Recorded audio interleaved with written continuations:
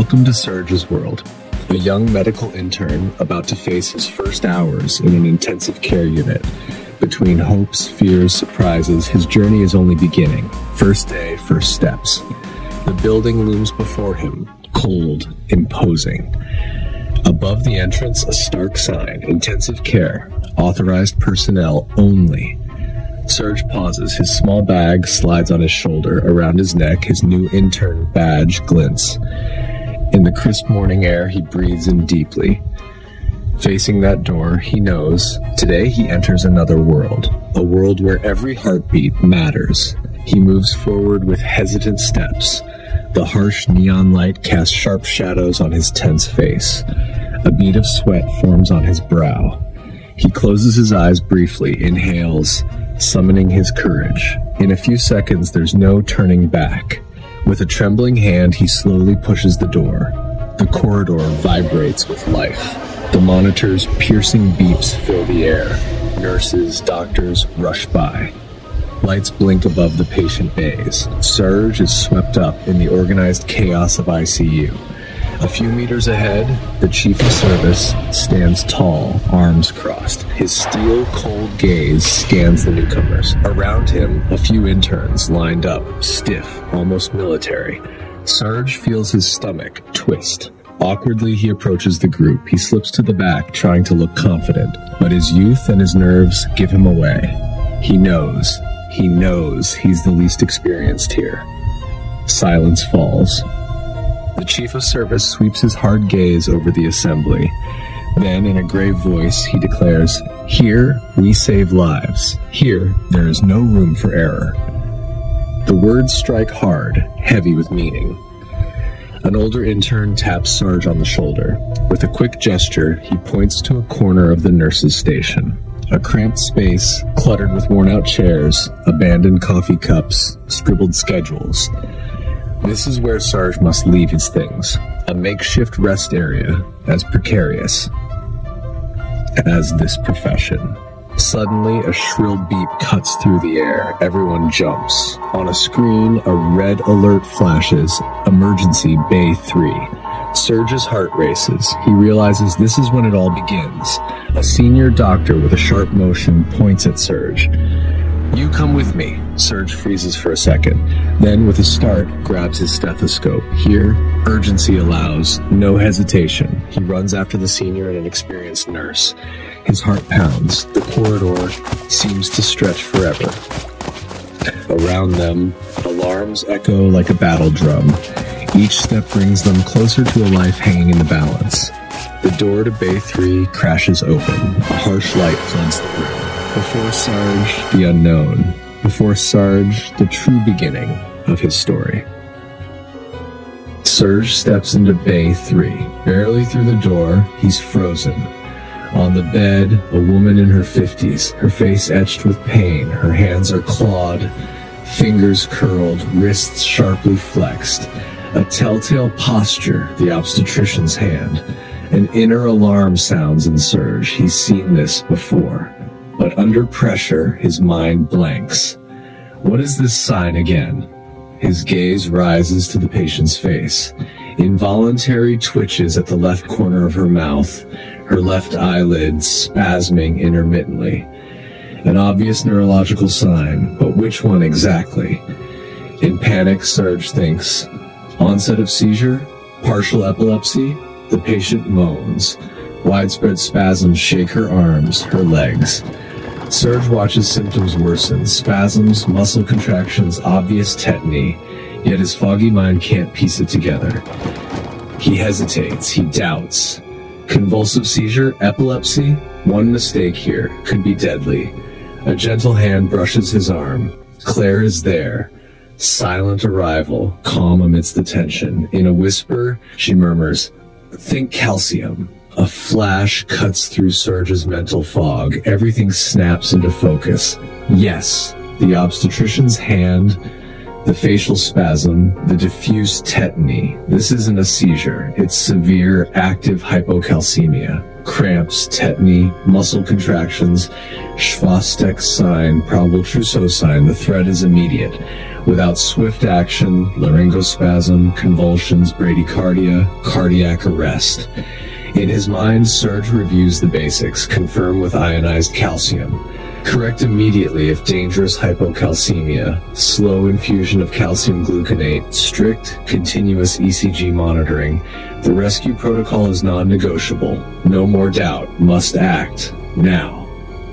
The chief spins to face Serge, his gaze heavy as an anvil. Diagnosis, he snaps.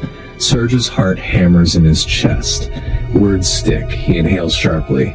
Then, as if diving into the void, he blurts, "Suspected acute hypocalcemia, doctor." A crushing silence fills the room. Every second drags. Justify. Serge steels himself. Classic muscle contractions, obstetrician's hand posture, facial spasms, neuromuscular signs of severe hypocalcemia. A barely perceptible nod. Serge feels his heartbeat slow. He realizes he's passed his first major test. But the night is just beginning. The team springs into action. The nurse readies a 10% calcium gluconate syringe, steady hands moving swiftly. Under continuous ECG surveillance, the infusion begins. The solution flows slowly, perfectly diluted. On the monitor, vital signs flicker, tachycardia, QT prolongation. Any misstep could be fatal. Minute by minute, calm returns. The spasms ease. Her hands relax almost imperceptibly. The patient's eyes open, disoriented but conscious. A breath of victory fills the room. Serge holds his breath. He's just lived his first rescue. A moment suspended between fear and life. Calm restored, it was time to learn. "We'll use this case to review hypocalcemia," announced the chief with unwavering seriousness. An intern behind Serge whispered to his neighbor, "Death by exhaustion. That's us." The chief turned to Serge. "Any causes?" Serge, standing at attention, replied, "Post-surgical hypoparathyroidism, vitamin D deficiency, renal failure." Behind him, an intern ground his teeth and muttered, "Great, he just said my 3 answers." Others, more eager, chimed in together. "Tumor lysis syndrome, acute pancreatitis, magnesium deficiency." The chief nodded, feigning impressed. Then, arching an eyebrow, "Not bad, but we're missing the heavy hitters." In his signature stern professor tone, one that sends shivers just by approaching, he continued, "Genetic hypoparathyroidism, pseudohypoparathyroidism, various medications." Then, nodding toward the patient, "For our patient here," Serge, more solemn now, answered, "Acquired hypoparathyroidism, possibly post-cervical radiotherapy." A rare nod of approval crossed the chief's face, worthy of history's record. Arms crossed as if saying, "We're not done," he pressed on. "And to confirm, Serge?" Serge listed, hiding a flicker of doubt. "Ionized calcium, phosphate, magnesium, vitamin D."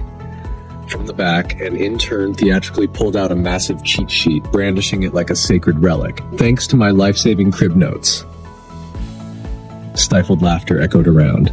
The chief cracked a small smile, then in a mock calm voice reminded them, "Never forget, correct calcium for albumin." Then, suddenly grave, he pointed at Serge. "Serge, you'll oversee follow-up." Caught off guard, Serge shot a panicked glance at Claire, then dared to ask, "May I take Claire with me, Chief?" Claire's eyes went wide, half surprised, half amused. In theatrically feigned severity, the chief replied, "All right, I'll inform your department head, but don't steal my favorite intern." The chief's discreet wink surprised the whole room, drawing a few nervous smiles. Serge holds the prescription as Claire points out the treatment lines. Side by side, before the patient's room, focused, united in action. The protocol is underway. Oral calcium, calcitriol, close monitoring. In the room, the patient reaches for a glass of water on her bedside table. She calmly swallows a pill, relief softening into a smile. On the table, the medication boxes are clearly visible. Calcium and vitamin D, calcitriol. Claire, gloved, gently draws blood while Serge, standing beside her, records the vitals in his notebook. Their movements are precise. Ionized calcium, phosphate, magnesium, each value tracked with rigor. In the hallway, the patient walks slowly, supported by Claire. Her features are relaxed, the spasms gone. A genuine smile finally brightens her face. In the medical office, Serge ticks a box on the follow-up board. Biological stability achieved. His expression is serious but relieved. Discharge is now in sight. In the cafeteria, Serge and Claire share a coffee. They laugh softly, finally releasing days of tension. The atmosphere is peaceful, almost light, bathed in warm glow.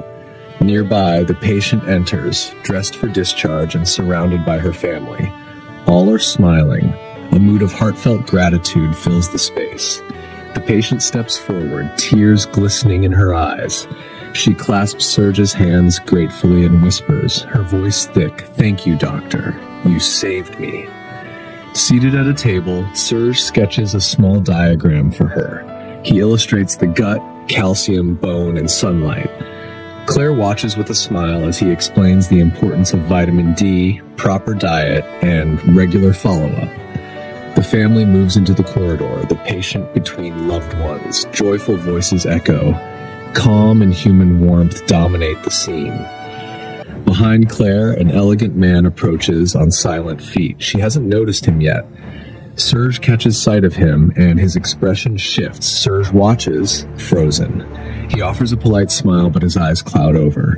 A subtle emotion flickers in his gaze. Something has quietly changed. Claire, cheerful, turns and waves to Serge before walking away with the man. "See you soon, Serge. See you soon, Claire," he murmurs, gaze lost in thought.